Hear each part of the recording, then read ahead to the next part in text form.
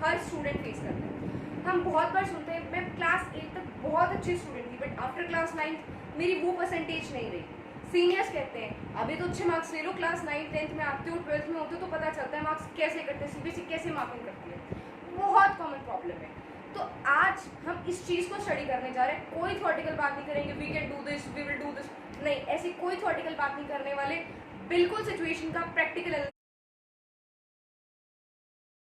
सबसे बड़ा चेंज क्या आता है हमारा चेंज लर्निंग पैटर्न का।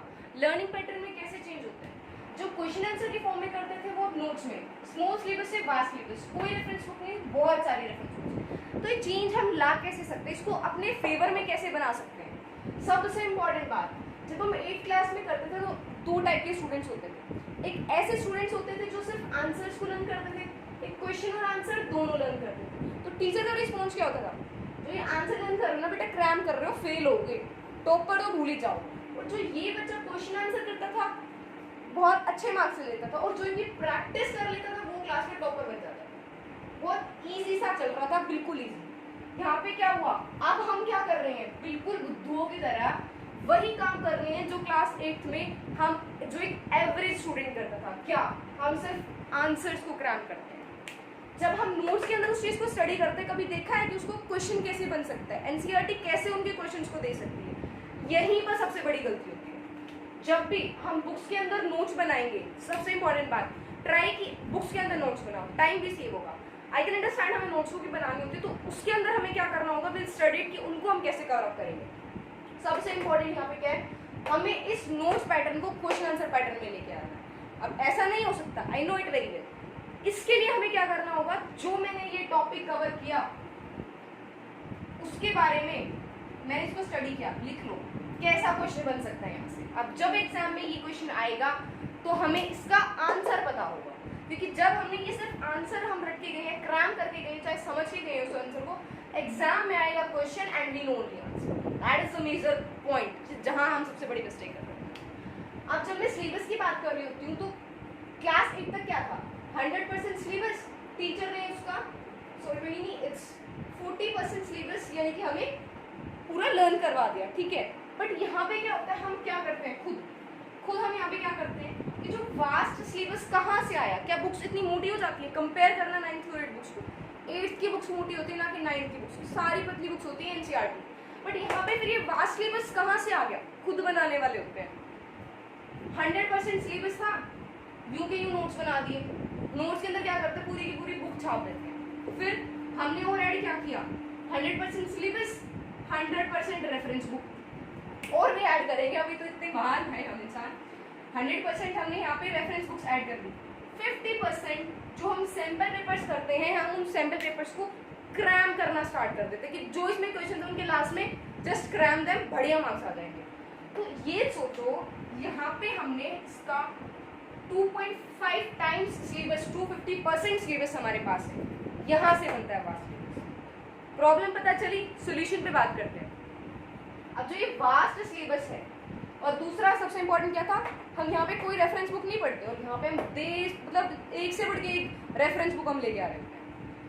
यहाँ इसका सोल्यूशन क्या आएगा, what can be the solution for this. तो जो हमारा एवरेज स्टूडेंट होता है, NCERT, reference book, sample papers, 250% syllabus हमारा बना देता है, और इसमें से एग्जाम में कितना आ रहा होता है, 20%। समझ रहे हो कितना वास्ट चेंज है। तो एक टॉपर ऐसा क्या करता है कि वो इस 250% को क्या वो याद कर लेता है, इतना स्ट्रॉन्ग ब्रेन नहीं, ऐसा कोई टॉपर नहीं होता, ऐसा कोई इंटेलिजेंट नहीं होता। करते क्या, एनसीईआरटी का जो 100%, सबसे पहले तो जो रेफरेंस बुक इसको 0% बना रहे हैं, सबसे इंपॉर्टेंट बात, because this is what I am telling you from my experience. ये जो 100% है इसको 0% बनाना है, समझ रहे हो कितना मेजर चेंज। अब आप सभी की प्रॉब्लम होती है, इसमें हमें अच्छा इंट्रो मिलता है, अच्छा कंक्लूजन मिलता है, सीबीएसई कहती है इंट्रो और कंक्लूजन को इंपॉर्टेंट रखो। तो इसका सोल्यूशन क्या होता है, ये जो 100% है इसके अंदर 2% ऐड करना है, इस 100% का सिर्फ 2% ऐड करना है, यानी कि जो भी इसमें टॉपिक पढ़ रहे हैं, हमें पता है ये इंपॉर्टेंट टॉपिक है, उसको गूगल आउट करो, एक लाइन में कुछ इंपॉर्टेंट सा निकाल लो, और एक लाइन की ऐसी कोई कंक्लूजन निकाल लो, सिर्फ 2% बुक में वही लिख दो, ये जो 100% का काम है वो क्लियर हो चुका है। अब इस 50% का क्या करना होता है, इस 50% को हम इससे रिड्यूस कर देते हैं। जो हमारे सैम्पल पेपर्स होते हैं, हमें सैम्पल पेपर्स नहीं करने, हमें प्रीवियस ईयर क्वेश्चन पेपर्स बिल्कुल स्टार्टिंग में जो हम करते हैं नवंबर दिसंबर के टाइम पे, इस टाइम मई जून के अंदर हमें उनको स्टार्ट करना है। इस टाइम क्या इंपॉर्टेंट है, जब हम इस 100% को कवर करेंगे, हम सिर्फ आंसर्स पढ़ रहे हैं, हम एग्जाम ओरिएंटेड नहीं पढ़ रहे, क्योंकि जो 100% सिलेबस होता है क्या वो एग्जाम में आता है? नहीं, सिर्फ 20% आता है। और उस 20% का भी, ये जो 20% सिलेबस एग्जाम में आ रहा है, ये भी सिर्फ 50 to 60% और अब से 50 to 40% सिलेबस में आ जाता है। 50 to 40% ऑफ योर सिलेबस, जिसके अंदर से आपका 80% पेपर बन जाता है। समझ रहे हो कितना वास्ट चेंज है, और जिसको कोई ध्यान नहीं देता, बट हम आज इसी चीज को पकड़ने वाले हैं। तो हमने यहाँ पर हम इसका 2% रेफरेंस बुक्स क्लियर कर चुके हैं। ये जो sample papers previous year question papers हैं, तो जब भी लेना है हमें चैप्टर वाइज की पूरी लेना है, जिससे कि हमारा काम कम हो जाए। तो जो भी चैप्टर पढ़ेंगे उसका जो टॉपिक पढ़ेंगे, जितने भी प्रीवियस ईयर के क्वेश्चन पेपर्स आए हुए हैं, जस्ट टिक देम आउट, लगा लो उनको, पेस्ट कर लो, वहाँ पे स्टिकी नोट्स का यूज कर लो, पेंसिल से यूज कर लो, पेन से कर लो, किसी भी तरीके से यूज करो। और प्लीज ऐसा मत सोचना कि बुक गंदी हो रही है, इट्स नॉट कि वो गंदी नहीं हो रही होती, उसके अंदर आप कुछ ऐड ऑन कर रहे होते हो। और इसका दूसरा भी बेनिफिट होता है, जब आप दोबारा उस चीज को लर्न करने बैठोगे, थोड़ा कॉन्फिडेंस आता है कि चलो मैंने कुछ पढ़ा है, क्योंकि बुक में अगर आप मार्किंग होती है तो मैंने कुछ पढ़ा है, बिल्कुल क्लियर बुक है, तुमने पूरी साल पढ़ा क्या है? कुछ भी नहीं, ये चीज हम खुद से कह रहे हैं। तो वो उस टाइम पे एक मोटिवेशन का भी काम कर जाती है। ठीक है, तो यहाँ पे हमने ये जो इंपॉर्टेंट क्वेश्चन है हमने यहाँ लिख दिया, और 50% का 5% बचा। और अब जो ये 100% सिलेबस होता है, जब हम इनको कर लेते हैं, इन सैम्पल पेपर्स को, in previous year question papers को जब हम कर लेते हैं, तो इस 100% का हमें ये पता चल जाता है कि क्या वो ऐसा 50 to 60% सिलेबस है जो मोस्ट इम्पॉर्टेंट है।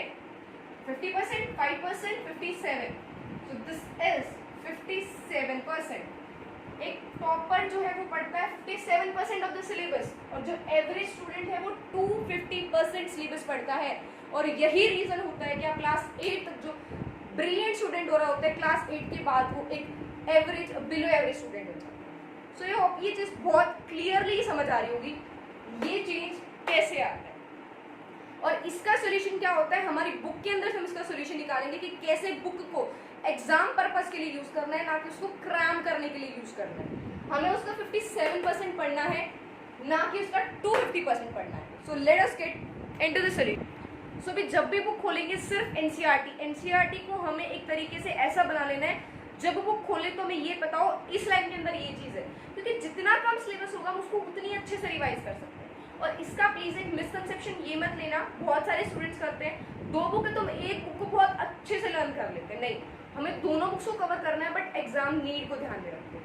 ठीक है, और इसका बहुत इजी सोल्यूशन होता है प्रीवियस ईयर क्वेश्चन पेपर्स, जितने भी प्रीवियस, और ये चीज समझते हैं कि जितने भी डफर्स होते हैं वो ये काम करते हैं कि लास्ट के टाइम में कुछ नहीं पढ़ा, उठा के प्रीवियस ईयर क्वेश्चन पेपर्स कर लो, और अक्सर वही अच्छे मार्क्स ले जाते हैं। बहुत बार होता है ऐसा।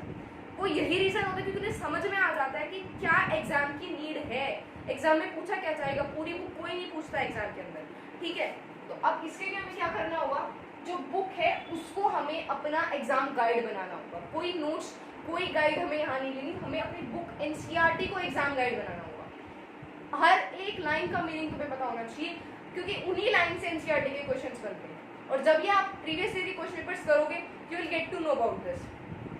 तो सबसे इम्पॉर्टेंट बात, हमें जितने भी इम्पॉर्टेंट टॉपिक्स हैं उनको मेंशन कर लेना है, क्योंकि जब जितनी बार उन टॉपिक्स को पढ़ोगे वो अपने आप अंडरलाइन हो जाते हैं, और फिर वहीं से क्वेश्चन निकालेंगे।